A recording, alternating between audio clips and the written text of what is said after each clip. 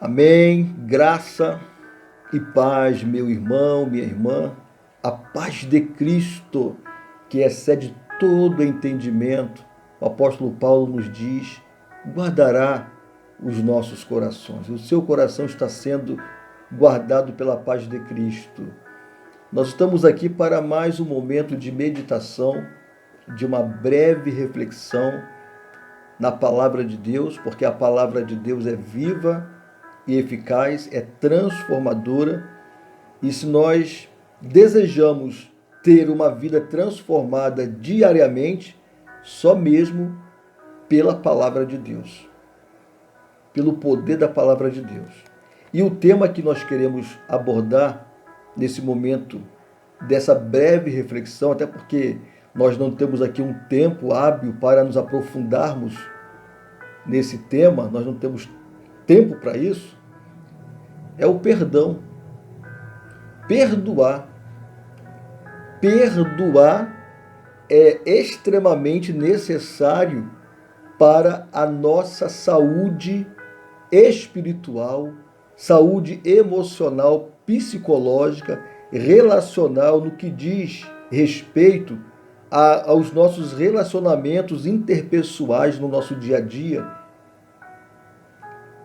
Saúde física, porque quando nós retemos o perdão, e reter o perdão não perdoar, é guardar, é reter o ódio, a raiva, ressentimentos negativos dentro de nós, e todas essas manifestações trazem doença física, emocional, espiritual, relacional e física. Há doenças que nós carregamos, em que fazemos todos os exames necessários, o médico fala, olha, não tem nada no seu corpo, porque é uma doença de ordem emocional que vai ter que sair pelo corpo. Então o corpo paga o preço. Então o perdão é fundamental. E eu não estou dizendo aqui que é fácil perdoar. Não, não é isso. É difícil demais perdoar. É muito difícil.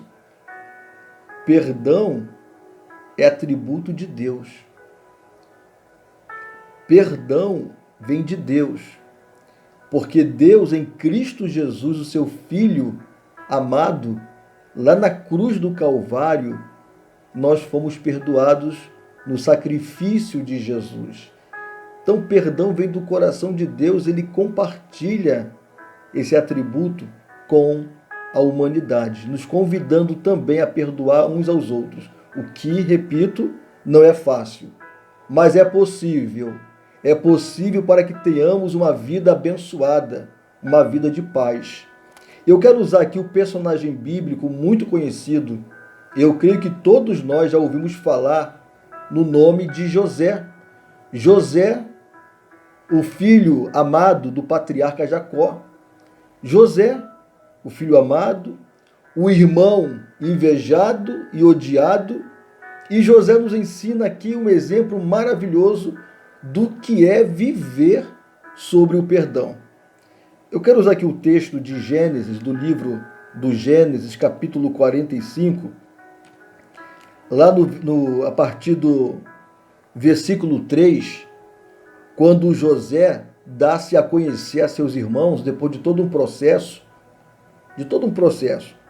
e ele fala, lá no começo do capítulo 45, então José não se podia conter diante de todos os que estavam com ele, e clamou, fazei sair daqui a todo varão, e ninguém ficou com ele quando José se deu a conhecer a seus irmãos. Então ficou naquela sala só José e os seus irmãos. Ele pediu para que saísse todos os servos, as servas, e ficou somente José e os seus irmãos. E levantou a sua voz com choro, de maneira que os egípcios o ouviam, e a casa de Faraó o ouviu. Olha que coisa.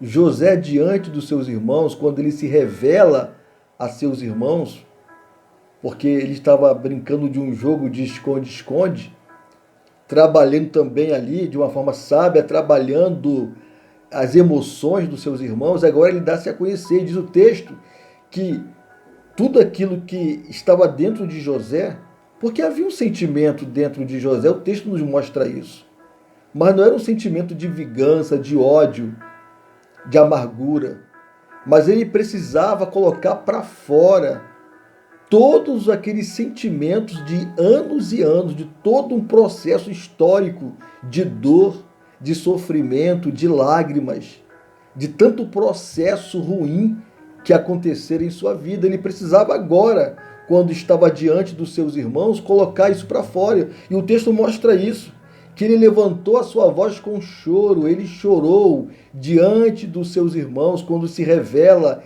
ele chorou copiosamente, a ponto de, é claro que aqui é uma figura de linguagem, que todo o Egito, é um exagerismo, né? É um exagero aqui da análise gramatical, que todo o Egito e a casa de Faraó ouviu o soluço, o choro de José. E no versículo 3 continua: e disse José a seus irmãos: eu sou José, vive ainda meu pai? Olha, um sentimento da falta da presença do pai, a dor de ter sido separado aos 17 anos do convívio da casa do pai, do cuidado do pai, do abraço do pai, do carinho do pai. E ele pergunta a primeira coisa, ele sabia que o pai dele estava vivo, mas ele quer ouvir dos irmãos: ainda vive o meu pai? E seus irmãos não lhe puderam responder porque estavam pasmados diante da sua face. Depois eles responderam, depois o próprio José manda buscar toda a família para o Egito. E disse José a seus irmãos: peço-vos, chegai-vos a mim. E chegaram-se. Então disse ele, vamos prestar bem atenção no que diz o texto: eu sou José, vosso irmão, a quem vendeste para o Egito. José não apagou da sua memória toda aquela tragédia de traição, de um momento que foi jogado naquele buraco no deserto, do momento em que foi vendido para os ismaelitas e até chegar no Egito. Ele disse: eu sou José, olha, o vosso irmão, que foi vendido por vocês, que foi traído por vocês, que vocês venderam para o Egito. Então José, quando ele fala isso, ele não fala isso com ódio, com vingança, com raiva, querendo matar os seus irmãos. Não, ele bota para fora realmente todo um sentimento que estava dentro dele, porque ele tinha memória. Só que ele não permitiu que aquele sentimento de revolta, de ódio, crescesse dentro dele, e não cresceu. Porque toda a história de José, apesar da dor, das lutas que ele vivenciou ao ser traído, ao ser vendido pelos irmãos, e toda a dor que ele experimentou na terra do Egito até chegar ao posto que chegou, ele tinha as marcas dentro dele. E ele expõe isso chorando e falando, porque se nós quisermos experimentar a cura, nós temos que chorar. As lágrimas fazem bem.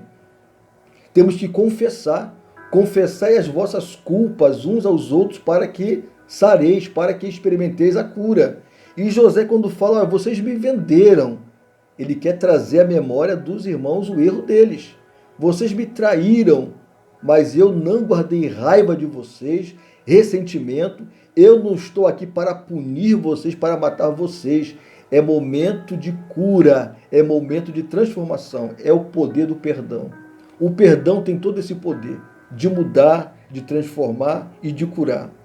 E ele traz uma palavra boa: agora, pois, não vos entristeçais, nem vos pese aos vossos olhos, por me haverdes vendidos para cá, porque para a conservação da vida Deus me enviou diante da vossa face. José entendeu que todo o processo que ele vivenciou, por pior que tenha sido, foi vontade de Deus. E como entender a vontade de Deus dentro dos nossos sofrimentos, nas nossas dores, dentro das traições? das punhaladas que sofremos ou que também damos, oferecemos às pessoas. Como entender a vontade de Deus? Porque a vida dos patriarcas e a vida de José estava dentro do plano de Deus. É claro que para viver o plano de Deus, a vontade de Deus, eu não tenho que estar passando por sofrimento ou buscando sofrimento, não é isso que eu estou dizendo aqui. Mas José entendeu que todo o processo que ele vivenciou, que toda a dor, que toda a amargura que se abateu sobre ele e que ele venceu pelo poder da fé, estava dentro do propósito de Deus. E ele entendeu que precisava perdoar os seus irmãos, perdoar aquele momento que eles, toda aquela ação, aquela atitude que eles fizeram para com ele. Então, para que experimentemos a cura, é perdoar. O que eu já disse aqui no começo, que não é fácil, mas é possível. E lá em Lucas 23, 34, quando Jesus estava ali na cruz e os soldados estavam lançando sorte sobre as suas vestes, eles arrancaram as vestes de Jesus, as roupas de Jesus, o manto de Jesus. Jesus fala, Pai, perdoa-lhes, porque não sabem o que fazem. Pai, perdoa-lhes. Então, lá na cruz do Calvário, Jesus liberou perdão para cada um de nós. E nós somos convidados a perdoar os nossos irmãos, aqueles que têm nos ofendido. Lá em Mateus 18, 21 e 22, Pedro, ele pergunta a Jesus, Senhor, mestre, quantas vezes eu devo perdoar o meu irmão? 7 vezes 7? E Jesus fala, não digo 7 vezes 7, mas 70 vezes 7. Então a ideia de perdoar é a ideia que nós precisamos estar sempre perdoando, que não tem fim. É perdoar em todo momento. Você perdoa é deixar a pessoa ir. Perdoar não quer dizer ter que conviver com o sofrimento, com a dor, com as injustiças, com as agressões. Não é isso. Perdoar é liberar o indivíduo, é abençoar. Olha, seja abençoado, que Deus te abençoe. Eu te perdoo em nome de Jesus, em nome de Deus. Segue o teu caminho, que eu vou seguir o meu, mas segue na tua paz, que eu vou seguir na minha paz. Eu não guardo raiva, eu não guardo rancor, eu não desejo o teu mal. É isso que José estava dizendo para os seus irmãos. Eu não desejo mal para você. Segue o teu caminho em paz. Porque muitas vezes nós vamos ter que perdoar, e vamos ter que perdoar mesmo, e vamos ter que conviver com o indivíduo que nós perdoamos. Por exemplo, há casos da nossa vida, vamos falar aqui na nossa vida conjugal, que nós temos que nos perdoar enquanto cônjuges todos os dias, ou em alguns momentos, e temos que conviver, a não ser que não tenha mais jeito, chegou ao limite extremo. Aí outra palavra aqui. O que Deus uniu não separe o homem. Essa é uma linguagem religiosa. Deus não deseja que duas pessoas convivam debaixo do mesmo teto, se matando, se agredindo verbalmente, fisicamente. Não é vontade de Deus. Isso aí é invenção religiosa. Se não der mais, acabou mesmo. Porque a vida é muito boa, cada um segue o seu caminho, perdoando. Olha, eu te perdoo, vai na tua paz, que eu vou seguir o meu caminho.